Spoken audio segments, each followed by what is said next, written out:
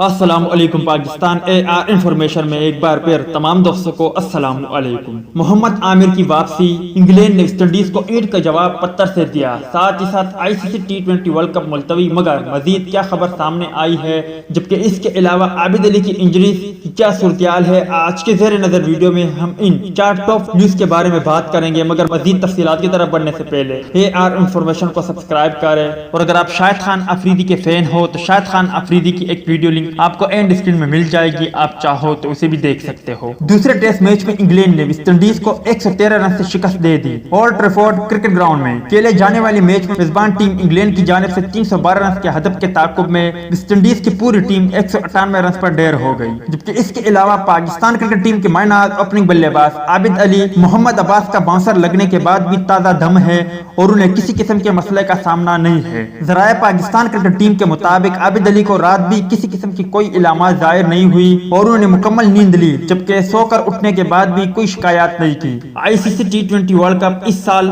नहीं होगा, उन्हें मुलतवी कर दिया गया। निजी न्यूज चैनल के मुताबिक वर्ल्ड T20 इवेंट्स 2021 और 2022 में होंगे। ICC ने 2021 और 2022 के T20 वर्ल्ड कप के लिए वेन्यू का ऐलान नहीं किया। बाजार है कि इससे कबल शेड्यूल के मुताबिक 2021 का T20 वर्ल्ड कप भारत में होना था। इसके अलावा अगर चौथी न्यूज की तरफ बढ़े तो चौथी न्यूज यह है कि फास्ट बॉलर मोहम्मद आमिर को इंग्लैंड के खिलाफ सीरीज के लिए कौमी टीम में शामिल करने का फैसला कर लिया गया है। चीफ सेलेक्टर मिसबाहुल हक ने मोहम्मद आमिर की शमूलियत का हतमी ऐलान कर दिया, मगर दोनों कप्तानों से मुशावरत के बाद उन्हें टीम में शामिल किया जाएगा। जबकि इसके अलावा जरूरत पड़ने पर उन्हें इंग्लैंड फौरन तलब कर दिया जाएगा। तो दोस्तों, ये थी क्रिकेट की दुनिया के 4 बड़ी खबर के हवाले से कुछ अपडेट। वीडियो अच्छी लगी हो तो लाइक करें, बुरी लगी हो तो डिसलाइक करें। मिलते हैं किसी नेक्स्ट वीडियो में, तब तक के लिए इजाजत दीजिए। अल्लाह हाफिज।